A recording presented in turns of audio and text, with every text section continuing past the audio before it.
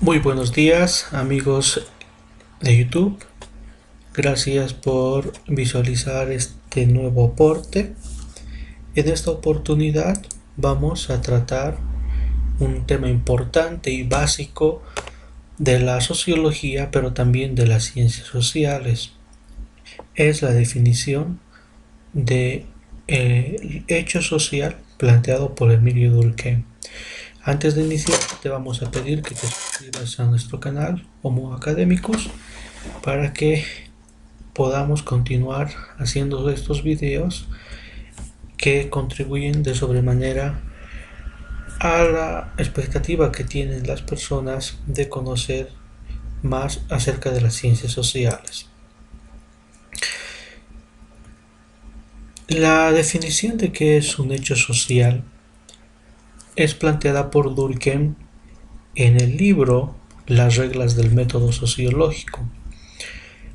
Es importante señalar que este libro, Las reglas del método sociológico, contribuye a uno de los aportes más importantes de este autor clásico al establecimiento de las bases científicas de la sociología. Antes de Durkheim y antes de las reglas del método sociológico, se consideraba que las ciencias sociales y la sociología en específico era una ciencia, una disciplina que todavía carecía del rasgo científico por no tener un método propio, puesto que su método prácticamente era prestado de las ciencias naturales, tal como había propuesto Augusto Comte.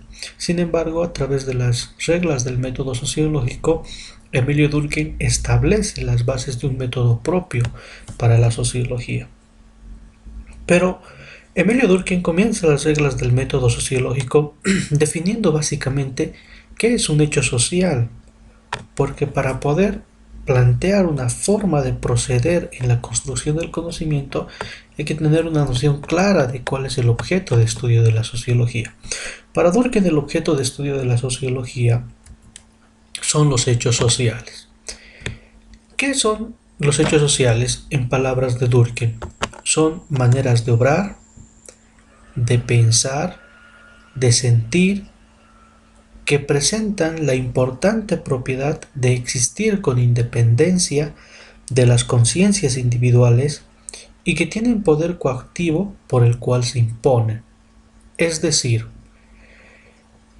un hecho social llega a ser un conjunto de creencias, un conjunto de representaciones, un conjunto de prácticas que tienen la característica de existir en las conciencias de las personas, pero en forma colectiva. Y estas formas de conciencia colectiva, para Durkheim, tienen poder coactivo sobre los individuos que hacen modelar o determinar la conducta de los individuos. En otras palabras, al plantear esta definición de un hecho social, lo que Durkheim hace es separar y delimitar claramente el objeto de estudio de la sociología del objeto que nos plantea la psicología, que tiene que ver con el estudio de la conciencia individual o del estudio de cualquier otra disciplina del conocimiento que tiene que ver con el comportamiento humano, como puede ser por ejemplo la antropología o como puede ser la biología. En este caso, para Durkheim, estas formas de conciencia colectivas, a las que él llama también representaciones, son los hechos sociales que ejercen un poder coercitivo en la conducta de las personas y hacen que las personas se comporten en función de estas representaciones. Vamos a observar de manera muy breve cuáles son las características del hecho social. En primer lugar, todo hecho social, como ha señalado Durkheim, son exteriores y preexisten al individuo.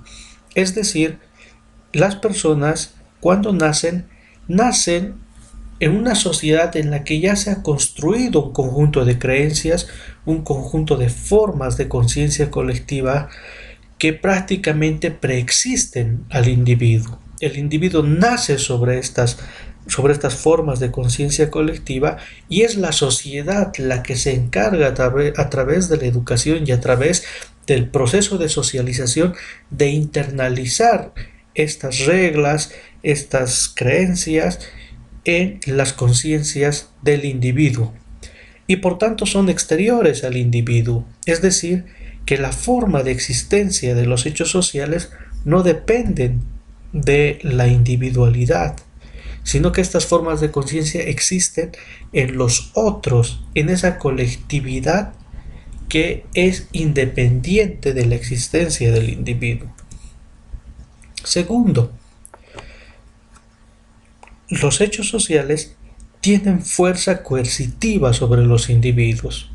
¿A qué se refiere esto? Se refiere a que el carácter colectivo de un hecho social, al existir en la conciencia colectiva, esta conciencia colectiva ejerce coercitividad sobre la conducta del individuo para que pueda respetar, para que pueda observar el cumplimiento de determinadas normas sociales, de determinadas creencias, representaciones.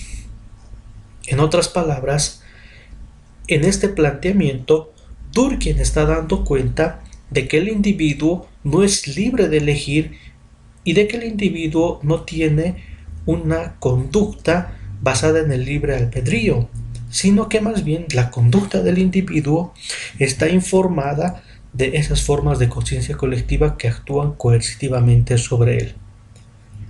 Y finalmente, estas formas de conciencia son colectivas, es decir, como se ha dicho en la primera característica, no dependen del individuo y su forma de existencia siempre está ubicada en la colectividad, es decir, en los otros. Para poder ilustrar de manera muy gráfica qué es un hecho social, voy a citar un ejemplo de la obra, de esta hermosa obra de Gabriel García Márquez, Crónica de una muerte anunciada. ¿Cómo vamos a realizar el análisis de esta obra desde la perspectiva de Durkheim? Bien, el argumento básico de la obra de Gabriel García Márquez tiene que ver con la relación de dos jóvenes, uno forastero y otra que vive en un pueblo tradicional de Colombia. El forastero llega al pueblo, el forastero se llama Bayardo San Román, es el hijo de un poderoso político colombiano y pretende conseguir esposa en el viaje, en esos recorridos que él realizaba por todo Colombia y particularmente en el pueblo donde encuentra a Ángela Vicario. Decide casarse con ella para poder establecer su familia. Bien, ¿cuál es el hecho social? ¿Cuál es la representación o la conciencia o la forma de conciencia colectiva que va a actuar en ese momento?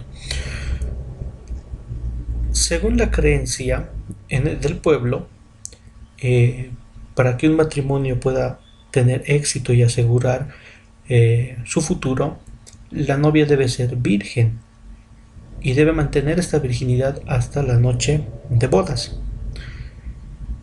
Sin embargo, de no cumplirse esto, el esposo puede devolver a la mujer a la familia para que ésta